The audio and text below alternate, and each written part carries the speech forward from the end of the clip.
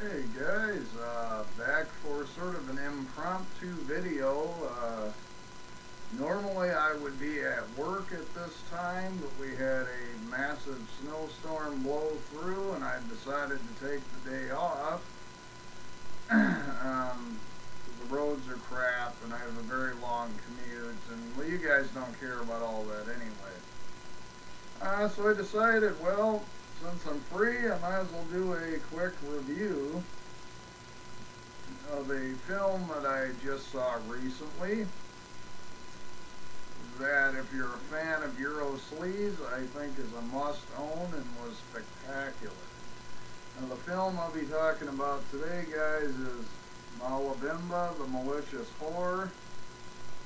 It's directed by Andrea Bianchi, who is probably best well known for the zombie film Burial Ground, but he also did the very entertaining giallo film Strip Nude for Your Killer. And so if you've seen either of those two films, it gives you a little bit of an idea of what kind of craziness to expect from this film. But basically it opens in this basically big spooky mansion, and there's these people holding a seance, and essentially how do I word this, the spirit, I suppose, of one of this family's ancient ancestors, who is very vindictive, but also and a very high sex drive.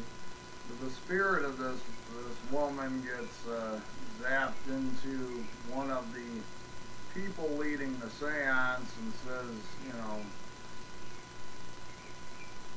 more or less, you know, all you people, you know, never respected me and this and that, and that she's gonna get back at you and this and that sort of thing. And, you know, of course there's a storm going on outside and it's extra spooky. Actually, the atmosphere for this being kind of a sleaze movie is pretty cool. I mean, it has kind of that old Universal or Hammer horror kind of a vibe going on. And this kind of old mansion setting really helps. Kind of picks up the next day, and we're introduced to some of the people that live in this mansion. There's a man whose wife has recently passed away. His daughter, who is Bimba, who's kind of the sweet, innocent, you know, teen girl. In fact, I think the girl that played in the role was actually only like 16, so it was kind of a controversial film for that reason as well. Then a couple other characters also live in the home.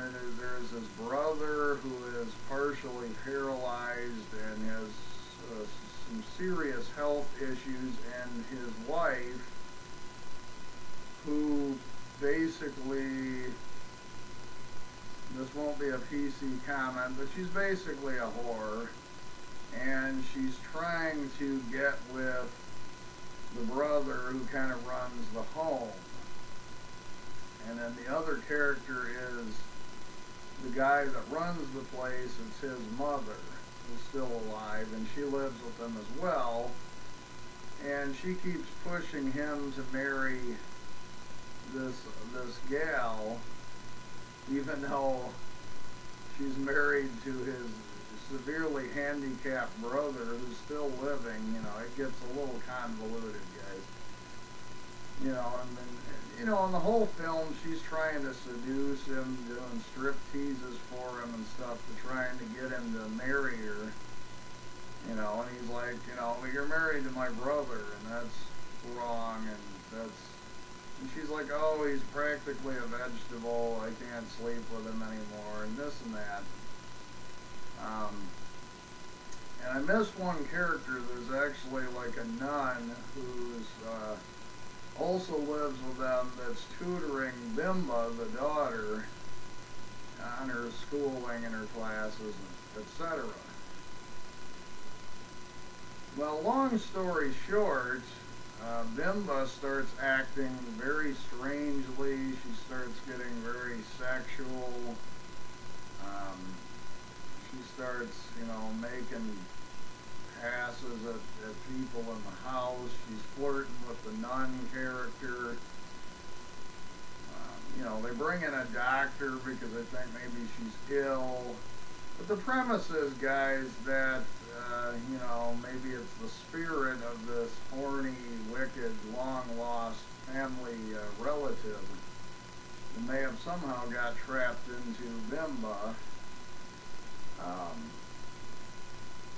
Like I say, guys, there's a lot of, it's not, I guess there's some little bits of hardcore sex, but it's not the most graphic thing, but it is very sleazy, and it is very Bianchi. In fact, there's a scene where she creeps into her uncle's room, who has severe handicaps, can't speak, he's, virtually paralyzed, and she actually starts giving him head. Then there's a sequence where she has kind of a lesbian thing with the nun, and, it's just some stuff that's, it's really wrong. I mean, an underage girl giving head to her handicapped uncle, if that doesn't get you nothing, well.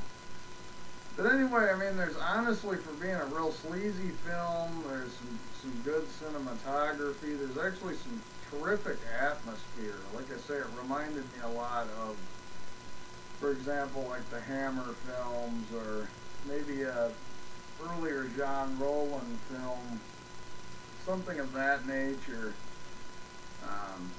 with a heavy dose of some sleaze thrown in and some really crazy dialogue at some points during the film, guys.